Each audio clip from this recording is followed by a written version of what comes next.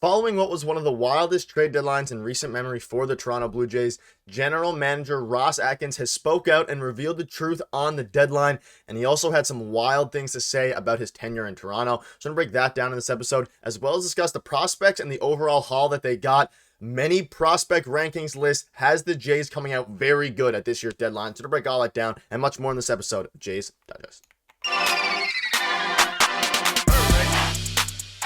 What's up, Jays fans? Nick Gosse here, host of Jays Digest, and what a wild 24 hours, 48 hours it has been for Blue Jays fans, for us, everything like that. So thank you guys for your continued support to the channel. Make sure to hit that subscribe button if you are new.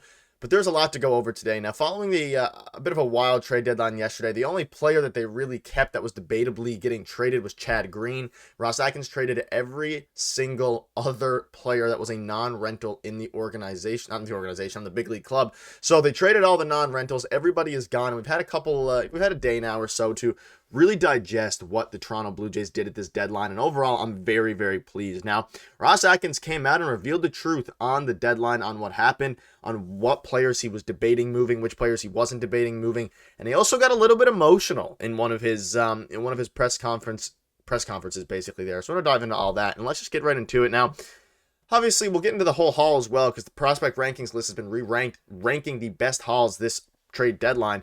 But we can start here. So let's start with Isiah Kiner-Falefa, because that was one of the most recent surprising moves. So Blue Jays GM Ross Atkins says the club didn't go into the deadline looking to move IKF and didn't shop him, but Pittsburgh was aggressive in its pursuit. Describes Charles McAdoo as very dynamic, extremely physical, and the Blue Jays believe he can play third base or outfield. And Charles McAdoo, the haul they got back for IKF, is a very intriguing prospect who has soared up the rankings as of late for the Pirates organization and now into the Blue Jays organization.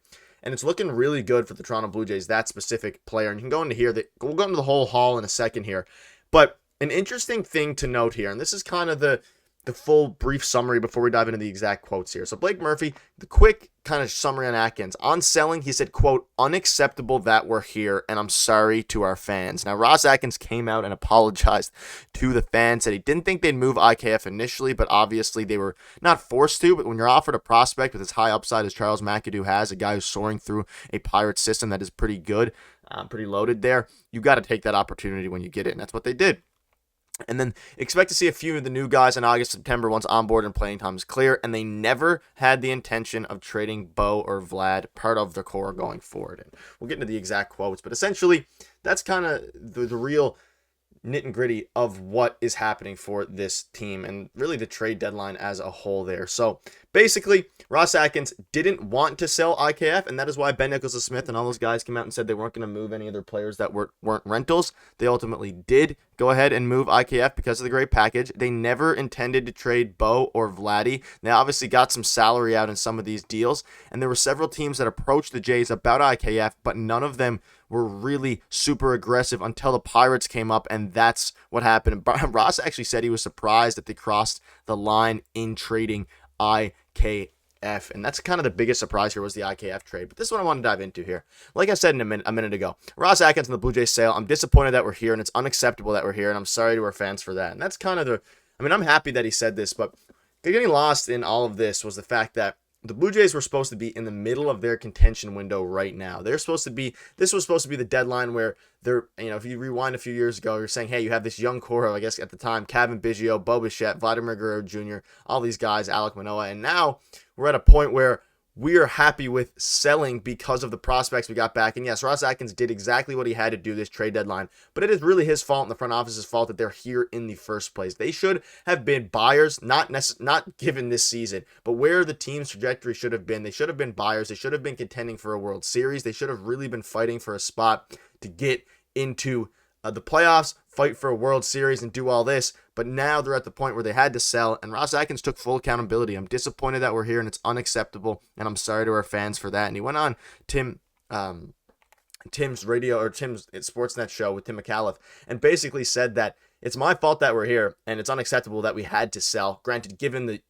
selling that we did a very good job, which I would agree with. They had an A-plus trade deadline, but an A-plus trade deadline given the fact that they are sellers, and that's the biggest thing to note here. So just want to throw that out there. I mean, I'm not happy. I still don't know if he should be fired necessarily, but I'm happy with how the deadline went, but I'm unhappy that we're here as Jays fans, and they're really hoping, if you read Ross Atkins' dots between the lines here and what he's saying. They want to compete next season. They got guys who can play next season. Joey Loperfido is playing today in about an hour, so I might have a video on him depending how he does in today's game. But Joey Loperfido is going to be a guy who could transition into being a big leaguer next season. So there's a lot of different ways that this could go. But yeah, Ross Atkins was very disappointed that he was here, and I don't blame him. I don't blame him whatsoever. When you look at some of the cash and how the Jays stand here, Jays sent cash in the IKF and Turner deals. We're unsure how much. They sent out $55 million in salary, took minimal money back. Stands the reason, given the volume of moves and how close they were to getting that, the Jays should duck below the CBT threshold. And then, of course, when you're ducking below that, it makes ownership happy. It makes everything happy. But that means they could be setting up a bigger move for the offseason when they want to play for one of the big players, some of the big free agents, which I'm sure we'll have tons of videos on as we approach that time. But another thing to note is Alejandro Kirk got injured yesterday, and the Blue Jays did sought after to look and add a major league caliber catcher in deadline discussions. So they sought to add one, but they had the opportunity to do so, but preferred the returns they went with. Club still plans to upgrade at the position this winter, and that's important now because if Alejandro Kirk is out for any lengthy period of time, Dalton Varsho at the moment is your backup catcher, and Brian Servin is your 1A. And Brian Servin is playing today. We don't know the severity of Kirk's injury. He should be okay because they haven't called up a different catcher or put him on the IL. But just something to note and some insight into what his kind of plan was this trade down. A lot of different things could have went down now.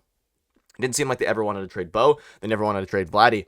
But they ultimately traded a lot of their players, every single prospect that they traded. Now let's go into this. So Baseball America ranked the 46 prospects that were traded with less than 24 hours until the deadline. So they re-ranked all the prospects. So these are the rankings among prospects traded. So these are what the Jays got among the 46 prospects traded, and this is the total list here. So Jake Bloss, the headliner of the return for Yusei Kikuchi, was the third best prospect according to their rankings that was traded at this year's deadline. Joey Loperfido was the 10th best prospect. You have Jonathan Clase at the 14th spot and Charles McAdoo at the 21st spot. So you're looking pretty good there. Among all the prospects, Jake Bloss is the third best prospect, and there was a lot of big players traded. I mean, you look at it, you look at Jack Flaherty, he was traded. You look at a lot of these different guys, Trevor Rogers, all these players.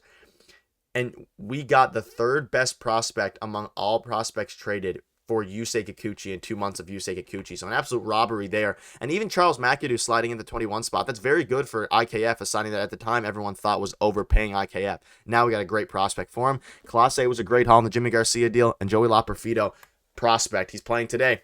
He's hitting in the 2 spot. I believe he's playing left field, but he's hitting in the 2 spot today in left field for the Blue Jays. And just a very interesting deadline, and I'm happy that it's over. I'm happy that now we can focus on the young guys playing, and hopefully Loperfido has a nice debut today. I'll probably keep you up to date with a new video tonight if Loperfido does anything good. But otherwise, thank you guys for your continued support. It was a hell of a deadline, and now the Jays are transitioning into a new period where hopefully they intend to compete in 2025. Thank you guys for watching.